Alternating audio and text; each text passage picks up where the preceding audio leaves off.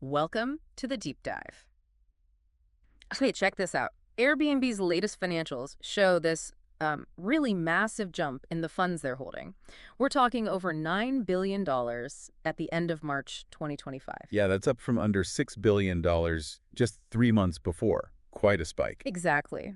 So let's get right into what this actually means. Well, that surge in funds held for customers, it definitely catches your eye. It raises some interesting questions right off the bat. Right. And for those of you maybe less familiar, Airbnb, they're this huge global platform. They connect hosts and guests for stays, experiences, all that. Hmm. So this report we're looking at, the 10Q filed with the SEC, it gives us a really detailed look under the hood, financially speaking. And our mission today really is to cut through that dense data, pull out what really matters, and make sense of it for, well, anyone who uses Airbnb or just tracks the travel industry. Exactly. It's about finding the story behind the numbers. So let's start with that big picture then. How did they actually do financially in the first quarter of 2025? Okay, so revenue first. They pulled in $2.272 billion. That's up about 6% compared to the same time last year, which was $2.142 billion. Pretty solid. Okay, a 6% increase. What drove that? It looks like it was mainly driven by more bookings. We saw an 8% rise in what they call nights and experiences booked. More volume then. Yes, but interestingly, the average daily rate, the ADR, actually dipped slightly. Huh. So growth is coming from more bookings, not necessarily pricier ones. Precisely. And if you strip out the currency fluctuations, that revenue growth was actually a bit stronger, around 8%. Okay, so more people booking stays and experiences. Now, what about the bottom line? Profitability. The net income number looked, well, different. It did, yeah. Net income actually fell. It came in at $154 million for Q1 2025, Compared to what last year? compared to $264 million in Q1 2024. So that's a pretty significant drop, about 42%. Wow, why such a big decrease? They pointed to a few things. Higher payroll costs were one factor, mainly because they increased their headcount, so investing in people. Okay, makes sense. They also took some impairment losses on investments they hold in private companies. And they earned less interest income simply because interest rates were lower. Gotcha. So higher spending on staff, some investment write-downs, and less passive income. That explains the hit to profit. Exactly. It shows that increased activity doesn't always immediately translate to higher profits, especially when you're investing or facing external pressures. Right. So what about cash flow? Are they still generating a good amount of cash from operations? They are, yes. Cash from operating activities was $1.789 billion in Q1 25. How does that compare?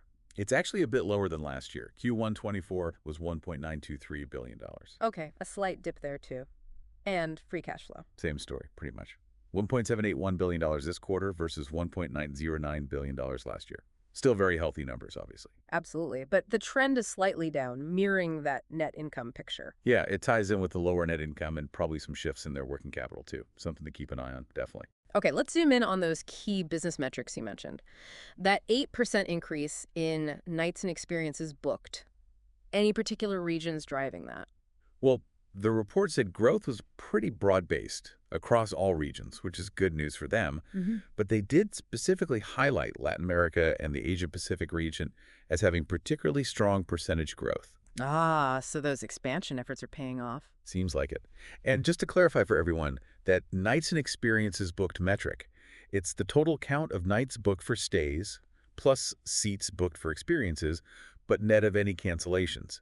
It's a core measure of how much people are using the platform. Got it. And more bookings means higher gross booking value, the GBV, right? That hit $24.5 billion. Exactly. That was up 7% year over year, reaching $24.515 billion.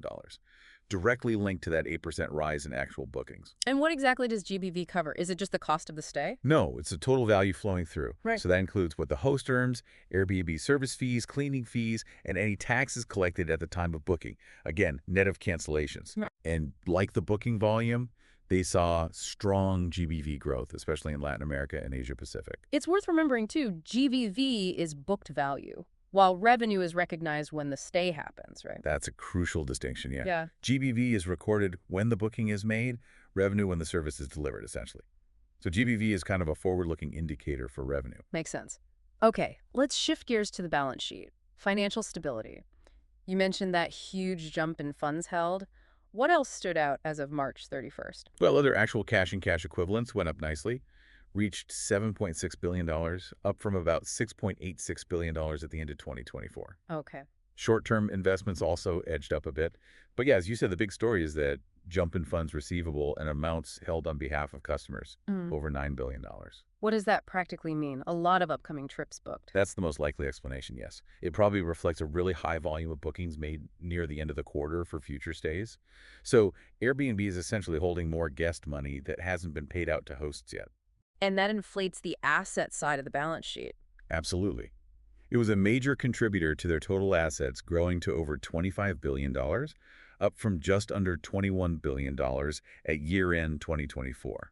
Okay, but if they're holding more money for others, that must show up on the liability side too. Exactly right. Total liabilities also jumped significantly to $17.1 billion from about $12.5 billion. And that's mainly the other side of that held funds coin. Primarily, yes. Yeah. You see a corresponding increase in funds payable and amounts payable to customers, Yeah. and also a rise in unearned fees, which makes sense. Those are fees related to bookings for future stays. It all balances out. Right, it's all connected, a bigger flow of money through the system. Okay, so where are they spending money? Let's look at the expense breakdown. Any major trends comparing Q1 this year to last year? We definitely saw increases across most of the big expense lines. Cost of revenue went up to $506 million, What's driving that? mostly higher merchant fees, credit card processing and such because of the higher booking volume. Also, ongoing amortization costs for their software development. Right. On the plus side, chargebacks were lower. Okay. What about keeping the lights on day-to-day operations and support? Those costs rose too to $303 million. Key drivers were higher payroll again, maybe a bigger support team, higher insurance costs, which kind of makes sense with more activity, Mm-hmm. and more spending on customer relations. Think refunds, credits, things like that. But they did manage to save a bit on costs from third-party customer service vendors. Now, product development saw a really big jump, didn't it? Up to $568 million. Yeah, that was a significant increase, about 20%. The report directly links that to higher payroll costs from expanding their product development teams. So heavy investment in improving the platform, adding features. That's certainly what it suggests, a continued focus on tech and the user experience. Okay. Sales and marketing also up. Where's that money going? Sales and marketing hit $563 million. Again, higher payroll in those teams played a role. Also, more spending on third-party services, possibly tied to upcoming product launches they hinted at, Ah, interesting. and more investment in search engine marketing. Interestingly, they seem to have pulled back a bit on spending for traditional marketing campaigns. And the admin costs, general and administrative. That saw a smaller increase, up to $294 million. Slightly higher payroll there too, but it was partly offset by lower costs related to things like non-income taxes and fees. Okay. And rounding out the expenses. Interest income was down, you mentioned, and other expense was up quite a bit. Correct. Interest income fell to $173 million, just due to lower interest rates on their cash and investments, nothing they can really control there. Right. But other expense, net, jumped to $38 million. The big piece of that was a $37 million impairment charge they took on some of their investments in private companies, plus some smaller losses from foreign currency exchange. So, wrapping up the expense side. Looks like continued investment in people and the platform, offset by some investment losses and lower interest income. That sums it up pretty well, yeah. The report also mentioned broader strategic things, right? Like share buybacks. Absolutely. That's an important piece. They bought back 6.1 million shares of their stock in Q1 for about $807 million. And they plan to do more. Looks like it. They still have $2.5 billion authorized for future repurchases. It's a clear signal they're focused on returning capital to shareholders. And they acknowledge the wider economic environment too, inflation, interest rates, all that. They did. They basically said, we're aware these things could impact us, inflation, rate hikes, currency swings, geopolitical stuff. But no major hit so far. They stated they haven't seen a material impact yet, but they're definitely watching it closely. They have to. Okay. Now, Airbnb operates in this really complex world of regulations, especially taxes. What did the 10Q say about that? It seems like a constant challenge. It really is. Lodging taxes are a huge one. They're collecting and sending taxes to governments all over the world. As of March 31st, they were holding $555 million in collected lodging taxes that they still needed to remit. Wow, $500 million just waiting to be paid out. Yeah.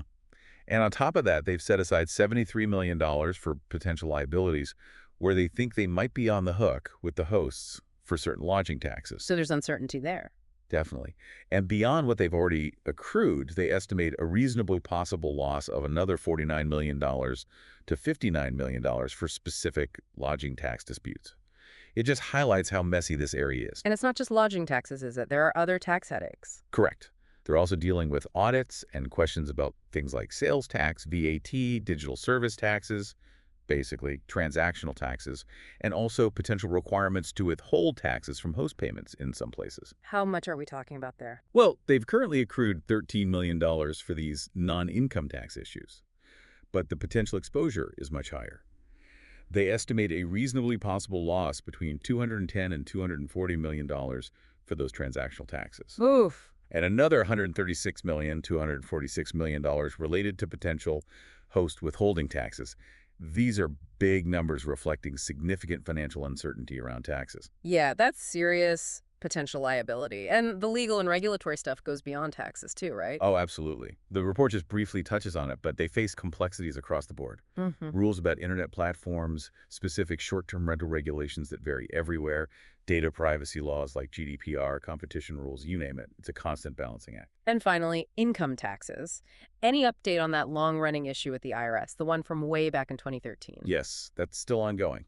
The IRS examination regarding their 2013 tax year continues. It's all about how they value their international intellectual property when they moved it. And the potential cost is huge. The IRS proposed adjustment could mean an extra $1.3 billion in taxes, plus penalties and interest potentially. It's a massive number. And Airbnb disagrees. Strongly. They're fighting it in U.S. tax court. They believe their current reserves for uncertain tax positions are adequate, but obviously if they lost, it would be a major financial hit. Something to watch. And they mentioned the new corporate minimum tax, too. Yeah, the CAMT.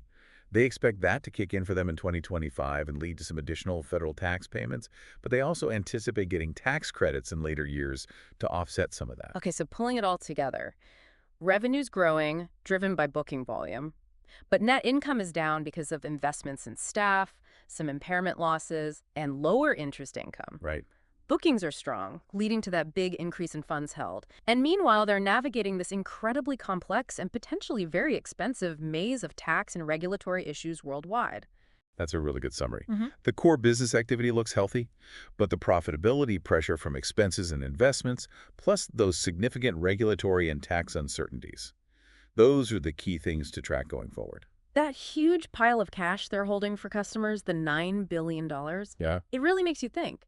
If there was a sudden shock, a major travel downturn, an economic crisis, how would that impact them? Not just their cash flow, but their trust with hosts and guests. That is a really critical question. Yeah. You're right. A sharp drop in bookings or a wave of cancellations could absolutely put pressure on their short-term liquidity as they manage those payouts to hosts. Right, hosts depend on that money. Exactly. Keeping those payouts flowing smoothly and reliably, even in a crisis, would be absolutely vital to maintain host trust. And for guests, any wobble in handling refunds or booking security could seriously damage confidence. That large balance is both a sign of success and a potential point of stress depending on the circumstances. And thinking about all those legal and tax battles, it just begs the question about regulation's role. Will clearer, maybe more globally consistent rules eventually help or hinder platforms like Airbnb? Or will the current patchwork continue? That's the multi-billion-dollar question, isn't it? On one hand, clearer rules could reduce uncertainty, lower compliance costs, maybe make things more predictable. That could be good for them long term. But overly strict or badly designed regulations could easily stifle innovation, make it harder to operate flexibly, maybe limit choices for hosts and guests. And if regulations remain wildly inconsistent from city to city, country to country, that complexity isn't going away. It's a very tough balance for regulators to strike. Definitely a lot to think about there. This has been a fascinating look inside Airbnb's latest numbers and the world they operate in. Agreed. Lots of moving parts. And if you want to dive even deeper into the details, the full Form 10Q is publicly available. We definitely encourage you to check it out. Thanks for joining us for this deep dive.